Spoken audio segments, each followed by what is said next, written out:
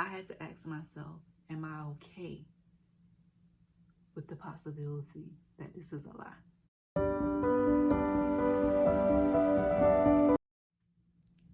Hey guys, I am Gabby and welcome to my channel. Here we talk about all things love, relationships, and everyday life when it comes to intercultural marriages. On today's video, I wanted to talk about, I like to call it the elephant in the room.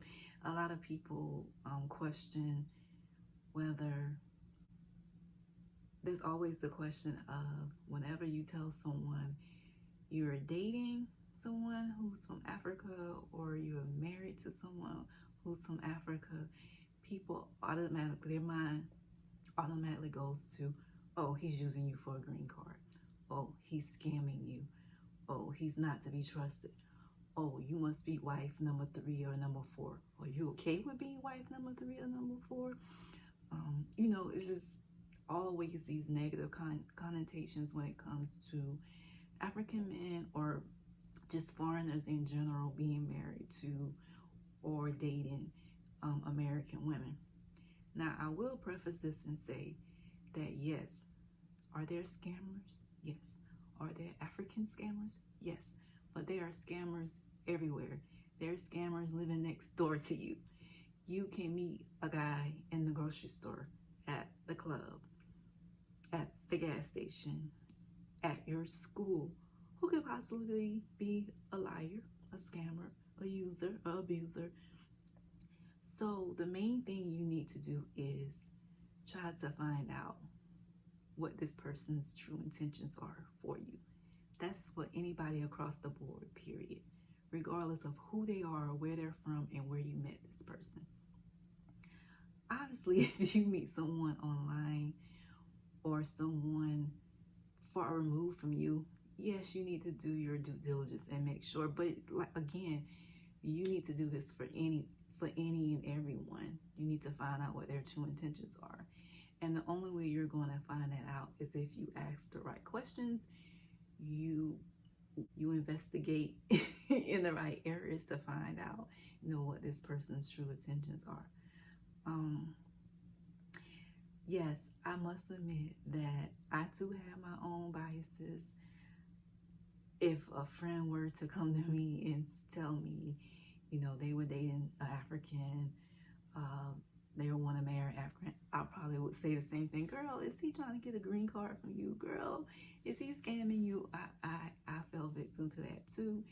That's just, unfortunately, that's just human nature because we hear about these things a lot. So of course, that's where your mind will go to first. But it's always up to you what you want to do. Is just ask yourself, is there something about this person that I want to get to know more? And then just use caution and use your common sense.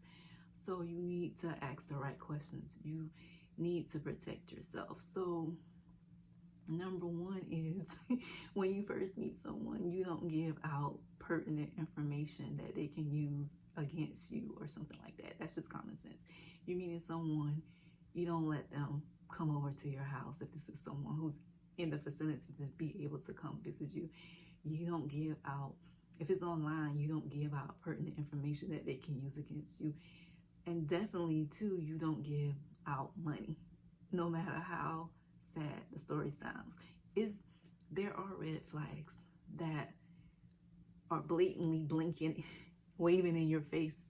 Something's wrong, something's wrong. We all have intuition when something just doesn't feel right. Something somebody says just doesn't seem to be true, or it's too good to be true. You use your common sense. Like, I'm not saying don't attack the person and just be like, oh, you're done. Okay, you can do that too, but investigate that. You should put that in the back of your mind and go, okay, ask questions. Well, why are you needing this money? Or straight out, I don't give away money. I don't have money. Because if you give a person long enough, they're going to show their true intentions. So if you ask the right questions, eventually a person will tell on themselves. So you just want to put yourself in a position where you aren't set up you aren't setting yourself up for failure, or you aren't setting yourself up to be in a bad situation. And what that will look like is sending money to someone in another country. It's just some things that, like, you just don't do. You have to be cautious in some of the things that you do. So for my particular situation, I just had my spidey senses on. Like, I was always listening. Like, listen and pay attention to what the person is saying and what the person is doing and how the person is responding to your questions, any questions you have about them, about their background, about their family. Pay attention to how they answer those things and remember what people are telling you. Like, you'll be able to put two and two together. You know when something is off. You feel it when something's off. So use your intuition, your God-given intuition, to help you make a good decision. Like, ask the right questions. What I did was, I'm going to be honest, I was kind of rude in the beginning, like, because I didn't trust. Like, if I'm going to be honest, when I found out that my husband was from Africa, I was like, like, yo, like, I don't know about this. But there was an interest there. I don't know why. There was like a connection. I just felt like I wanted to know him more, and that kept me there.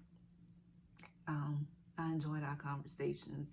I asked questions, tried to get to know more about him. I went to visit and made sure that I had all my business in order. Let people knew where I was going to. I went to Ghana to visit my husband. I made sure my family had all his information, knew what he looked like. Your goal while you're getting to know this person is to get to know this person. If you're fortunate to be in the same city or where you're able to visit this person often, do so. Get to know his family, his friends, the people he hang around. Just get to know his day-to-day activity, his day-to-day routines. Ask about his family, things he liked, what he did when he grew up. Get to know his core values, what his core values are, what his morals are. Learn about his religious background. These are things, if this is somebody that you want to, if you're dating, or particularly if you're dating with intentions of being married, you want to get as much information as you can on this person. And the people that you meet, that he's introducing you to, ask them questions. You should be able to pull them to the side and ask questions. Of course, I hate to say this, but people can lie. People lie. People embellish. Those are his family, his friends, so they're on his team. They're not on your team. But all that you can do is do your due diligence and get as much information as you can. At the end of the day, you can only do what you can. And anyway, when you're going in any relationship, you're taking a risk. Regardless of who the person is, you're still taking a risk. You can be dating your high school sweetheart and decide that you're going to marry this person. You're still taking a risk. There's still things about that person that you may know for 5, 10, 15, 20 years that you don't know about. The marriage or relationship still can fail. They still can turn out to be mean or rude or not the right person for you. So all I have to say is you're still taking a risk. So your goal, again, is to get as much information as you can to make a good decision, to make an educated decision. That's your main goal. So get as much information as you can. Ask the same questions over again. You may ask him something a month ago, You ask him again. Yeah, we're going to test. We're going to test this person. You should test this person. Ask the question again. Did he give you the same answer? Is it around the same answer? Is something off? Did he forget his story? So you're going to get your signs. You are going to get your red flags. You're going to get it. But it's up to you. Are you going to pay attention to it? Or is this red flag? You have to decide if this red flag is truly a red flag, or maybe it's yellow to you. It doesn't mean as much to you. It is, at the end of the day, as an adult, it's up to you to make your decisions. You have to decide what you're going to do. You can't rely on what other people think, what other people feel. Of course, most of these people are probably friends and family who really do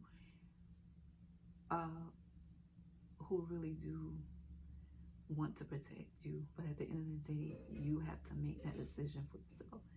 But again, it's on you to get the information to make the decision. You get what I'm saying? But don't throw caution to the wind and just ignore things. That's when you fall into a true problem. Because when you hear all these horror stories about people marrying Africans, or they love to get on the Nigerians, child, marrying Nigerians, and they scam them or whatever. They saw the red flags. They just chose to ignore them. Like common sense, like the red flags were there.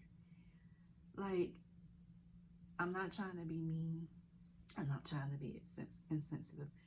But as adults, we have to take ownership for our part in situations. If you're a 55-year-old woman, a young 20-something-year-old man, I don't even care if he's from Africa, he can be from the UK, for all I care, is approaching you and wants to marry you, you should pause and find out why this man is choosing you. And regardless if you're that 50-something-year-old woman, you can be his same age, you still want to find out why do you want me? What is it in this for you? So you need to ask the questions. You need to find out. And then at the end of the day, you can decide if you want to walk away or if you want to stay. But just be willing to accept the consequences for walking away and accept the consequences for staying. So that's something that I had to come to the conclusion of, okay, I'm going to move forward with this situation, knowing that there's a possibility that this could end wrong, that this could end badly. It's a possibility that we may not last. It's a possibility. It could be a scam. It's a possibility. Anything's possible.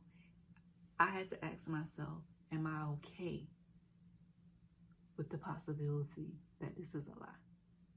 And if I were to find out that this is a lie, what's my plan B? How am I going to deal with it? Am I going to be hurt? Am I going to cry? Probably, most likely. But what's my plan B? Because I'm not going to stay in that situation. I'm going to get up and move on from the situation. So I had to get my mind together. Like, okay, so what's your plan B going to be, sis? What you going to do about it after? Are you okay with dealing with that downfall, and how are you going to set yourself up to like move forward from it and don't repeat it again? That's all. That's really what the question is.